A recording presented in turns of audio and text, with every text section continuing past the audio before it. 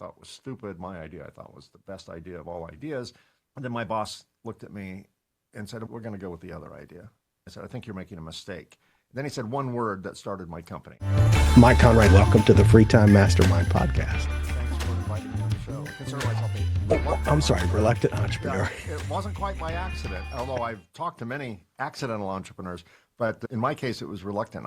No part of me wanted to start a business. Oh, sure. You're right. It is the reluctant entrepreneur. So as a child of the 80s, we grew up with a lot of hubris marketing. We're the greatest in the world. It was this power. Everybody had a red power tie. Even though I was exposed to that, and that's my generation, it puts me off. And I think it puts you off too. And you went in a different direction with your marketing. Yeah. We were obnoxious marketers. We were absolutely obnoxious that said, we're the best, everyone else sucks. We'd win all these awards. And every time we'd do a trade show exhibit, we had these outrageous booths with magicians and shtick in the booth. And eventually we got tired of the sound of our own voice. And it was like, okay, something's got to change.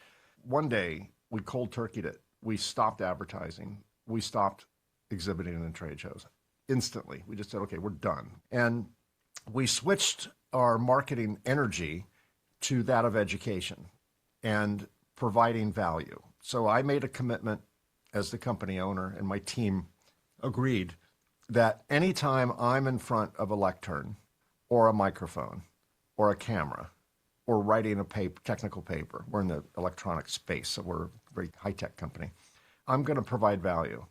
What's value? Well, I can tell you what value isn't. Value isn't buy from me, my stuff is badass. We're just great. That's not value. That's hype. I want to be a resource for education. And because we're in a very technical space, our products provide a very specific value that lands on reliability. The use of our products makes our customers' products more reliable. And there's a particular issue going on in our industry, the electronics manufacturing industry. But the problem is known, the solution is, and the cause of the problem is not as widely known as the symptoms of the problem. We're aware of both. So we educate on the symptoms of the problem. The viewers or listeners or whatever medium we're using say, oh my God, that is the problem I'm having. This guy knows something. And then we don't talk about our products as a solution. We talk about best practice solutions. And that dynamic creates authority. When you establish authority, you become an influencer. Not a Kim Kardashian, TikTok, twerky kind of influencer, but an authority-based influencer. And you gain trust with your audience. And it's not sales first, it's education first, because educated people make educated choices. They come back to us.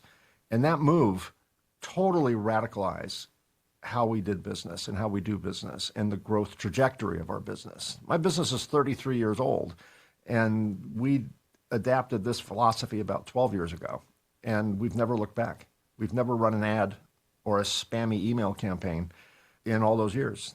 All we do is create content that is accurate and non-commercial and valuable. It reminds me of one of my favorite 12-step organizations that help me quit drinking. They say we go by attraction rather than promotion. That's your style, along with the great authority.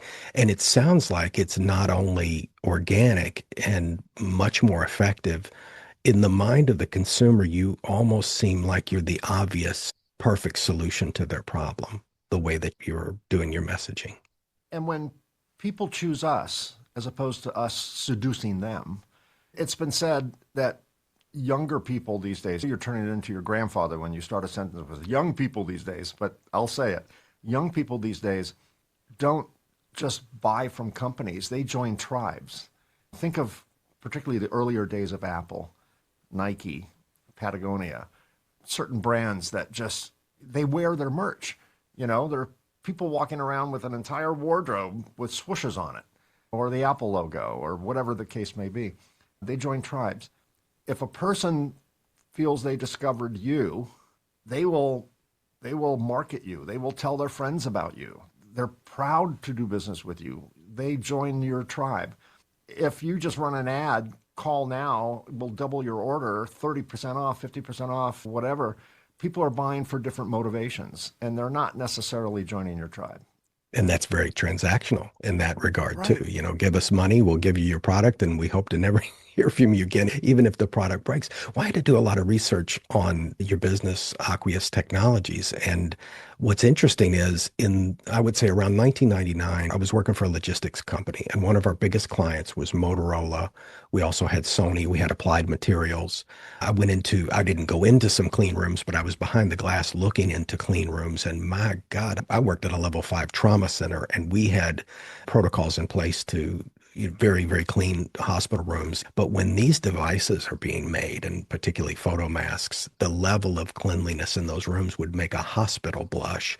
And that's part of what you're involved in. If you don't mind, can you start us back where your entrepreneurial journey started? Because we've been very grateful that we've had a series of inventors on and even an intellectual properties attorney. So this fits perfect with that. I work for a company in the electronics equipment manufacturing space. I started that company as employee number one, a startup company. I had no equity in the company, but I was the first person they hired. We manufactured equipment for the electronics manufacturing space, and I knew nothing. I was 24 years old, knew nothing about the electronics industry.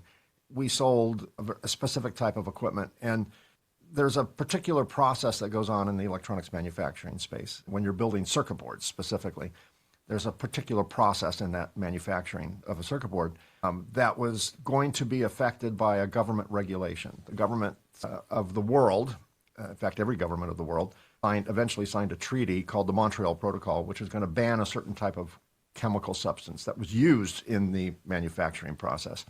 And it would be the equivalent of all the world banning oil, Oh, petroleum, wow. within 10 years. The world would freak out because we don't have a substitute that can scale like petroleum. And that's how impactful it was. So the industry freaked out.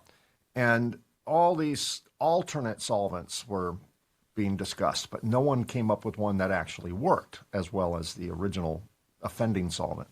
So I had this simple idea, like, why don't we create a technology that doesn't rely on that kind of solvent at all, but it uses a whole different approach. Let's just kind of rewrite the rules.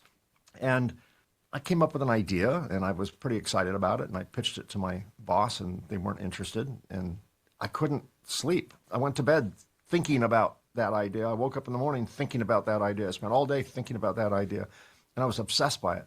So eventually I worked a deal where I would develop it in my own time out of my garage and take the risk and bring him a completed machine, and he liked it. And then I eventually sold him the rights to that equipment to build it. It was their machine.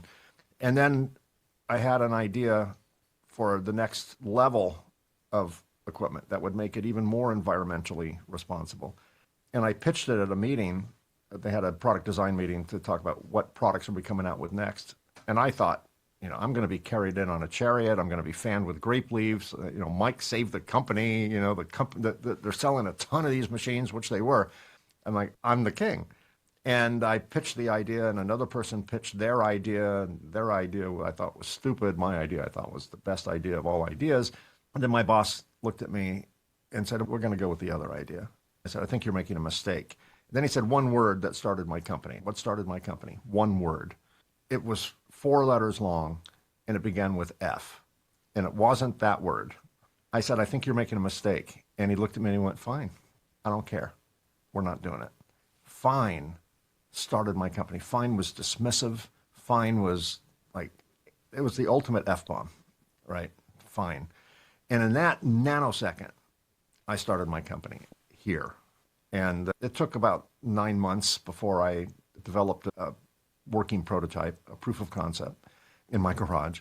And then once I realized, okay, this isn't going to work, I gave my notice and eventually left and started my own company. And that was the birth of Aqueous Technologies out of my garage.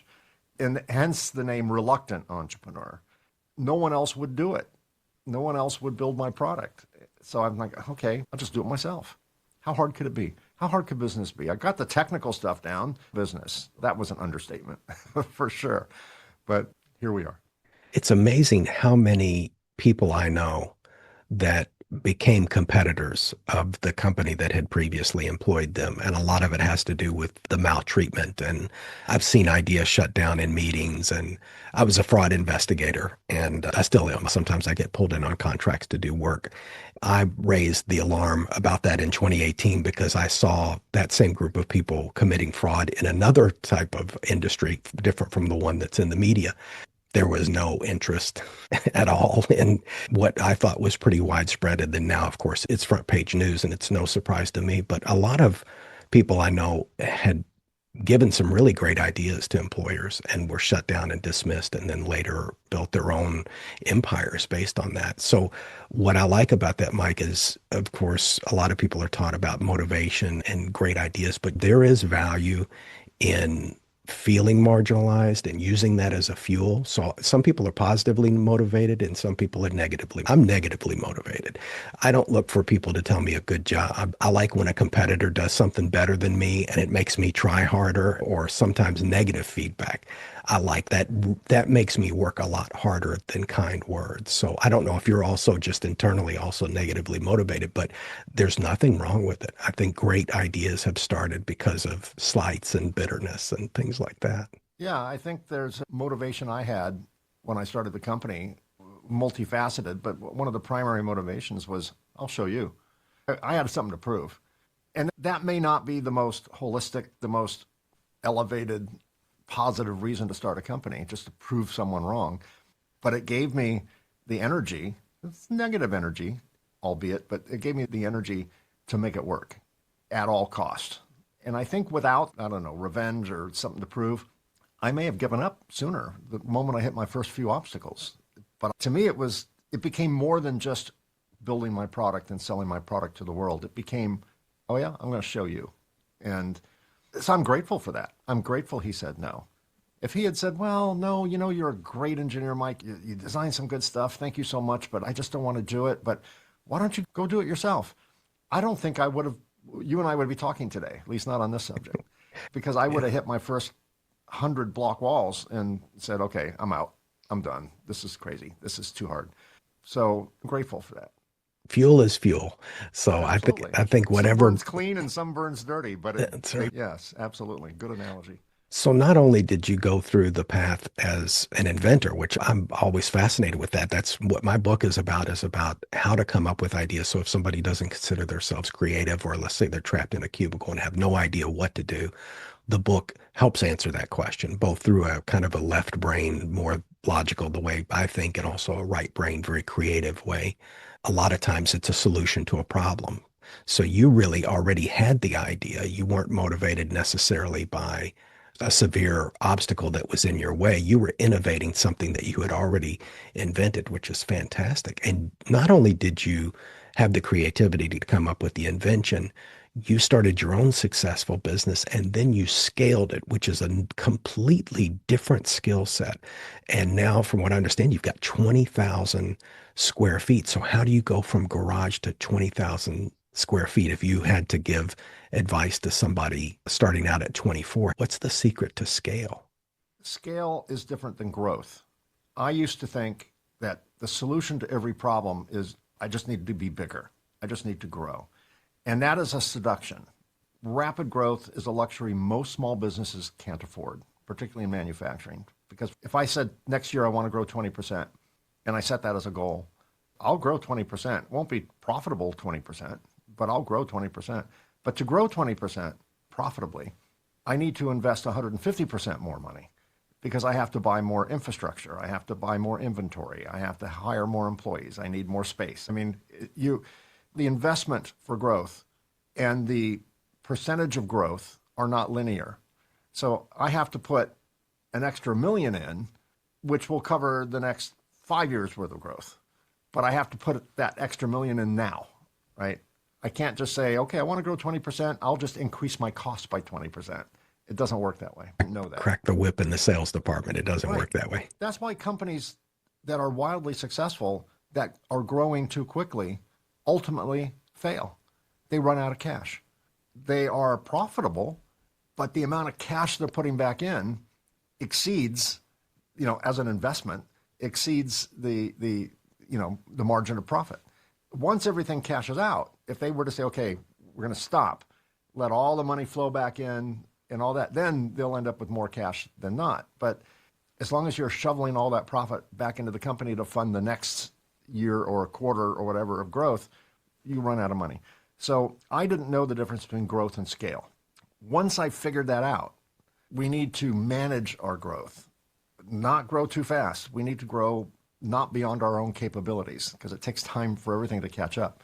Once I learned that, then our growth became very reasonable, very linear, and much more easy to handle.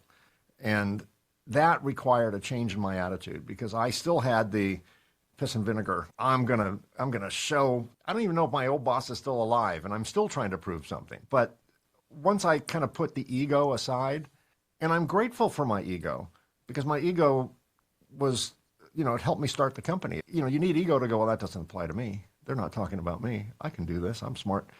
So I had to kind of shelf my ego and say, okay, we're not going to go for gusto. We're going to go for reasonable, controllable, sustainable growth.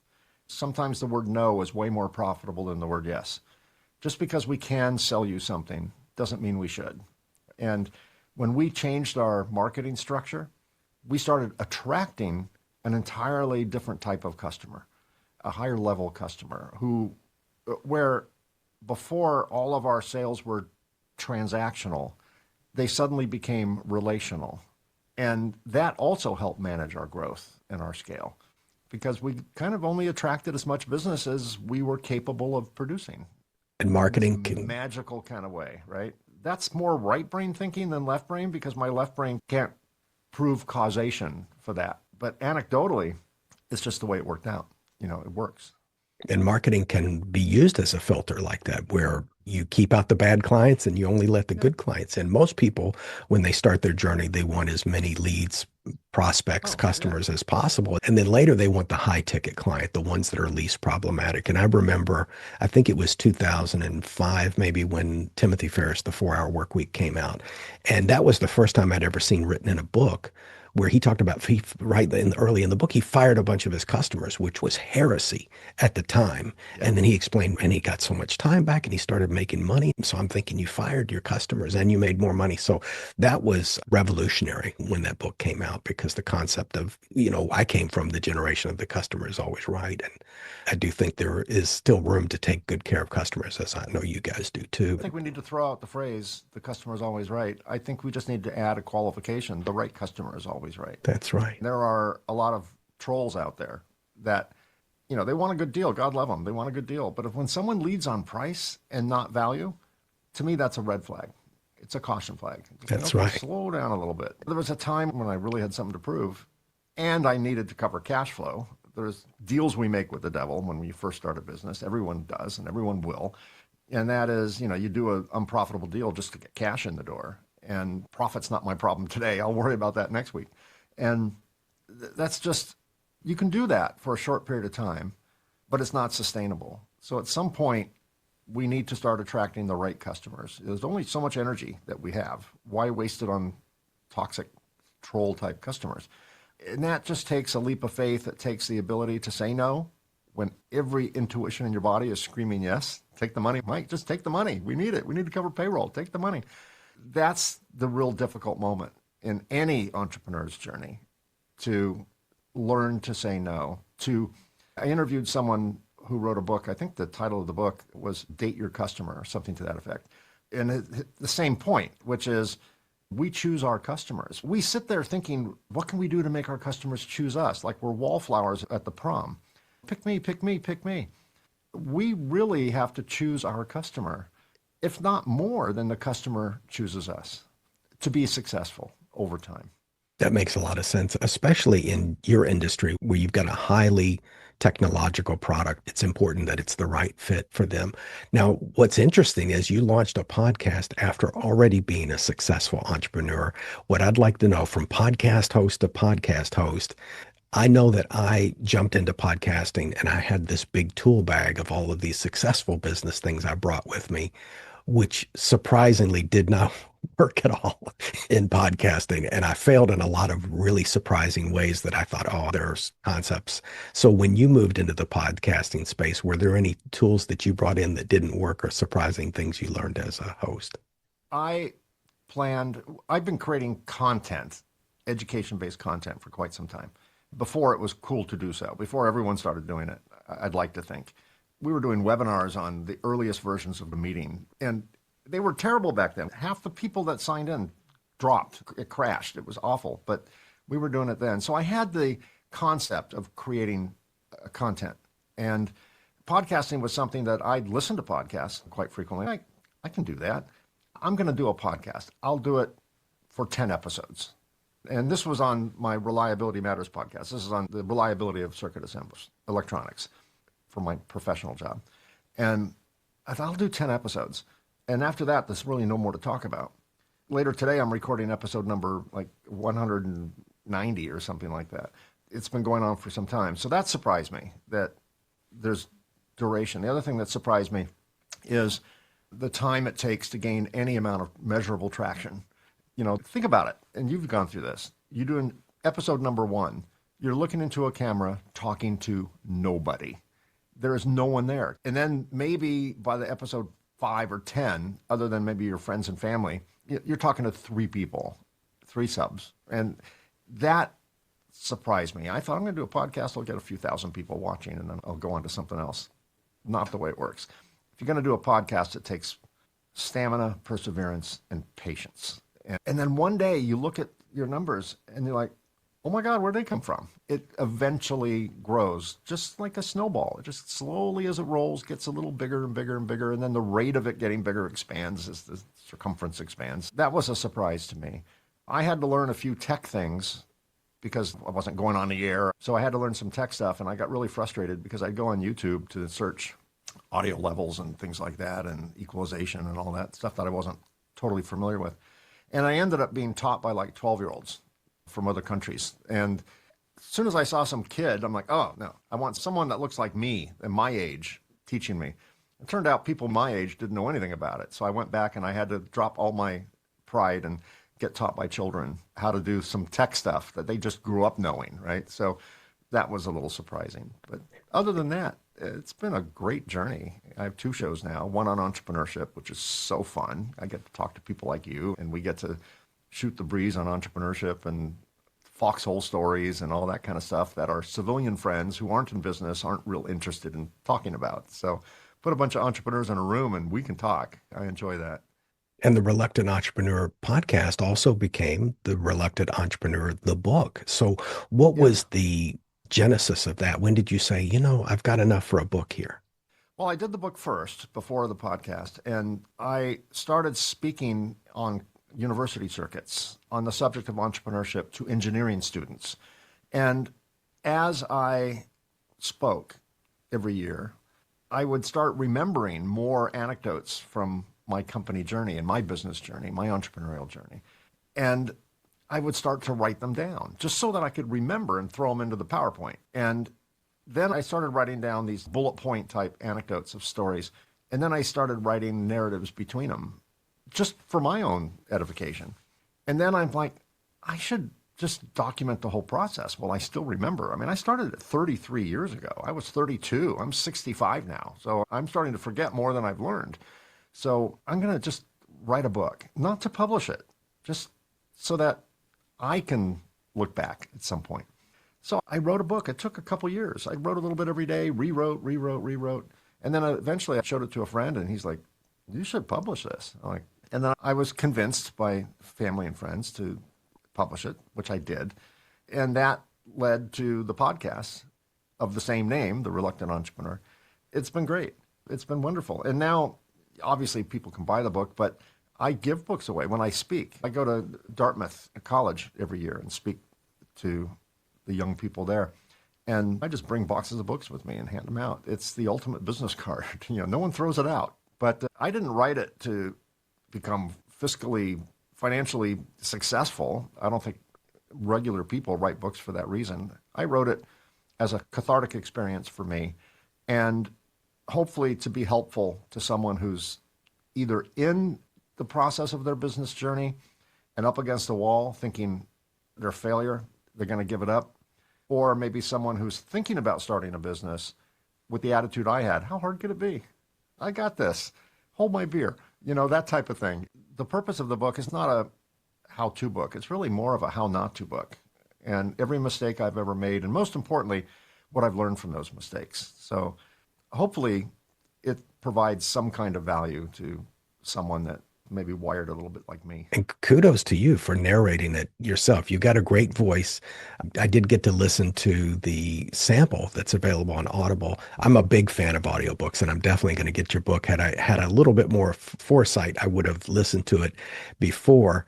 Obviously, that would make a great follow-up episode where I can talk about the book, but the narration is fantastic. That's something that a friend of mine, Robert Lane, who's an audiobook coach, he encourages people to use their own voice because, matter of fact, I was about to buy an Ethan Hawke book a couple of days ago, and Ethan Hawke, who's got a great presentation, he's an Academy Award-winning actor, he had somebody else narrate his book. Yeah, I also love audiobooks, and I'm always discouraged when it's a voice actor. Not that the voice actor doesn't do a good job, but to me, it's far less authentic. I'd rather listen to a poorer quality voice that's the actual author.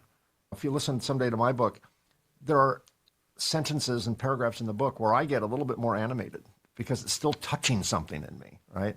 But a voice actor wouldn't know what areas are sensitive or hot button topics to the author. They're going to read everything in the same type of tone, intensity, and pacing, cadence, all that stuff. I would much prefer people, if they do an audiobook, which I recommend people do, consider voicing it yourself. That is a commitment because it's a long process. And Audible and Amazon have very, very narrow rules on audio settings and all the EQ stuff and compression and all the stuff that I had to learn. It has to be within certain limits. You spike out of one limit and the whole file's rejected and you got to start over. So I love a challenge. I love a tech challenge. So to me, that was fun. Bring out the 12-year-old boys again and girls and teach me how to do this stuff. I was fortunate in that when I submitted the audio files, it was approved the first time. And I read fantastic. that it's almost never approved the first time. They'll tell you everything that you need to change. So just do it knowing it'll be rejected and it'll give you a cheat sheet. But I was like, one for me. That's fantastic. Yeah. I ran a project recording studio in the late 90s, and I still hired a professional to do the sweetening and editing because I wanted a first time pass through Audible, and it passed. But again, I think editing anything takes my joy. I like the creative process. I like the delivery. I like doing the performance, but the editing is not my strength. And the weight that lifted not having to be involved in listening to myself hundreds of because I'm not in love with my voice at all. No one is in love with their voice. Our voices to ourselves are cringeworthy. To others, they're normal. I listen to myself a lot because I edit my own work. It's better today than it was earlier on, but it's still an element of cringe in there when I hear my own voice. Do you have any tips for podcasters out there? Because you've got a lot of experience with these podcasts. Anything you want to share with them if they're getting started? Obviously, it's a long game. It's definitely a game of endurance. You're going to have to put a lot of videos out there. But any other tips? Be patient. The number 1, number 2, and number 3 tip are be patient, right? They take all 3 slots. After that, I'm a huge fan of production value, as if not more important than content. So get that part right. And what I mean by that is you already have all of the tools that you need to create a good podcast from a production value standpoint. Your iPhone camera is in many cases way better than a DSLR that you'd buy for 8 times more money. Invest in a decent USB or iPhone compatible or Android compatible microphone. If you have a laptop, that's even better. Get a decent webcam for $50 off Amazon. Any of those are better than the camera you have built in. Get a decent microphone because the camera built into your laptop kind of sucks from a quality standpoint, which you can get for another $50. So maybe for $100, you've got the audio and the visual down. Great content with terrible sound is a failed podcast. Great content with great sound but a blurry video is a failed podcast. You need all 3. You need good quality video, good quality audio, and good content. I can't help with the content, but The barrier to entry is so low today, thanks to technology, that for very, very, very little money, if any, you can get the tools you need to create high quality production. After that, consistency. Keep doing it. But Mike, no one's watching. Keep doing it because podcasts are evergreen. My first episode on my technical podcast that I recorded about 4 or 5 years ago still gets hits. People discover your show when they discover your show. It's not like the people that watch it on day one are going to be your audience all the way through. It's like a train. People get on, they get off, different stations. But it will grow. But it just takes consistency. And I think I read a stat that like 80% of all new podcasts end up off the air within a year because people just give up. They want to see that boom. They want to see the pop. Not everyone's Joe Rogan, right? We're not going to have millions of subscribers and be able to talk for 4 hours and bring in A-listers. It's not going to happen. But just keep doing it and don't stop. If you're going to do it once a week, do it once a week. If you're going to do it once a month, I wouldn't suggest that, but do it once a month. But stick with your own cadence and don't give up on it. Great advice, Mike. The Reluctant Entrepreneur as a book and the podcast. Mike, was there any questions you wish I had asked? No, this has been a great interview. You're a very talented host. I appreciate the research you've done and the relevant questions that you've asked. Well, thank you so much. I only got to about half of them because you've had such an amazing career. When I was doing the research, I thought, this could be a documentary or a miniseries. I said, Mike has been out there and done so many things. For sure. Yeah. But there's some really great stuff, and that, of course, I will get into the book. I love the audiobooks, always looking for new ones. And of course, like you said, I already know the production value is there, and I'm quite certain the content is there too. So I look forward to that. How do you want people to connect to you? Do you want them to check out your podcast? Do you want them to get the book? The best way to get a hold of me in the context of entrepreneurship would be Mike@reluctantentrepreneur.podcast.com. There's a more general personal site, that's Conrad with a K. And if they're geeky, nerdy, electronic wizard type people, reliabilitymatterspodcast.com. We have reluctantentrepreneur.podcast.com, reliabilitymatterspodcast.com, and me personally, Mike@MikeConrad. The company name is Aqueous Technologies, aqueoustech.com. Basically, if you just go on LinkedIn and search Mike Conrad, Conrad with a K, that's where most of my audience hovers, and you can get all the other links from there as well.